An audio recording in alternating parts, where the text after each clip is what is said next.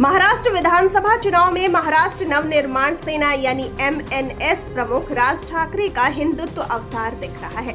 राज ठाकरे ने अमरावती की प्रचार सभा में उद्धव ठाकरे और शरद पवार पर जमकर हमला बोला है। उन्होंने शरद पवार को महाराष्ट्र में जातिवाद फैलाने वाला संत बताया तो उद्धव को स्वार्थी बताया है।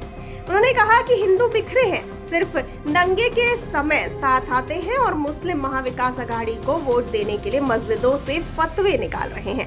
उन्होंने कहा कि लोकसभा में आपने देखा होगा कि हिंदुओं के वोट बिखर जाते हैं क्योंकि हम सिर्फ दंगे के समय हिंदू होते हैं। ये सड़क पर नमाज पढ़ते हैं, सबका धर्म अपने घर में है तो सड़क पर नमाज क्यों पढ़ी जाती है। उन्होंने कहा कि उद्धव सीएम थे तो सारे मस्जिदों से लाउडस्पीकर मैंने निकलवाए, जिसके बाद हमारे लोगों पर 17,000 केस दर्ज हुए। मेरे हाथ में अगर सत्ता दी तो कल एक भी मस्जिद पर स्पीकर नहीं दिखेगा। उन्होंने कहा कि उद्धव ने बाला ठाकरे साहब के नाम के आगे से हिंदू हृदय सम्राट ही निकाल दिया। ये स्वार्थ के नाते किया क्योंकि उनकी मजबूरी है। उनके साथ कांग्रेस और शरद पवार की एनसीपी है, वो बाबा साहेब को हिंदू हृदय सम्राट बोलेंगे तो ठीक नहीं लगेगा। उन्होंने कहा कि नवनीत राणा लोकसभा हार गई तो मुस्लिम सड़क पर आ गए क्यों?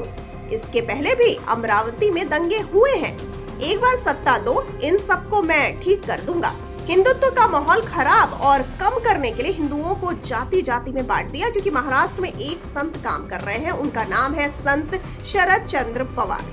उन्होंने कहा कि अभी मराठा और ओबीसी का विवाद चल रहा है, उसके जनक शरद पवार हैं। मैंने मनोज जरंगे को बोला था कि ऐसे आरक्षण संभव नहीं है।